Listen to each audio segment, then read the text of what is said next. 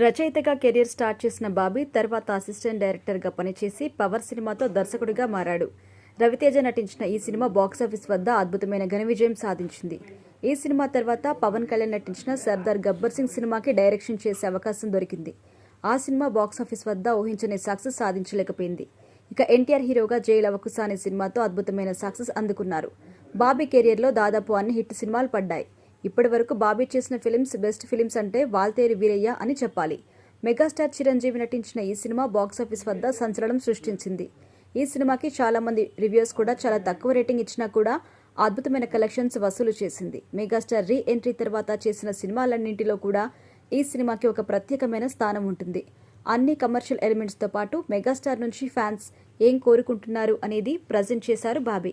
ఇక ప్రస్తుతం బాబీ నందమూరి బాలకృష్ణతో డాకు మహారాజ్ అనే సినిమా చేస్తున్నాడు. ఈ సినిమా సంక్రాంతి కానుకగా విడుదలకు సిద్ధమవుతుంది. సినిమాకి సంబంధించి రీసెంట్గా టీజర్ కూడా రిలీజ్ చేసింది సినిమా యూనిట్.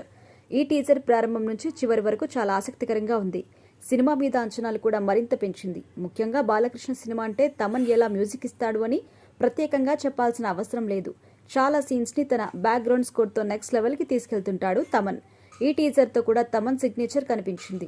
అలాగే ఊహించని దానికంటే కొన్ని రెట్లు ఎక్కువగానే టీజర్ ఉంది.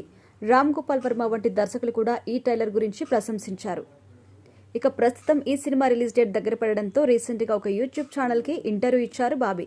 ఇంటర్వ్యూలో పలు రకాల ఆసక్తికరమైన విషయాలు కూడా పంచుకున్నారు. మెగాస్టార్ చిరంజీవి గురించి మాట్లాడుతూ, చిరంజీవి గారు కథలో కేవలం వేలు మాత్రమే కాకుండా బాడీ మొత్తం పెట్టేస్తారు. కథ ఏంటి, సీన్ ఏంటి, డైలాగ్స్ ఏంటి అని అంతగా సినిమాలో ఇన్వాల్వ్ అవుతారు అంటూ చెప్పుకొచ్చాడు. కానీ బాలకృష్ణ విషయానికి వస్తే డైరెక్టర్ ఏం చెప్తే అది చేసుకుంటూ వెళ్ళిపోతాడు. ఒక్క క్వశ్చన్ కూడా చేయడు. అది దర్శకుడికి ఇంకా ఎక్కువ బర్డెన్ పెంచుతుంది, ఇంకా కేర్ఫుల్గా పనిచేసేలా చేస్తుంది అంటూ చెప్పుకొచ్చారు బాబీ.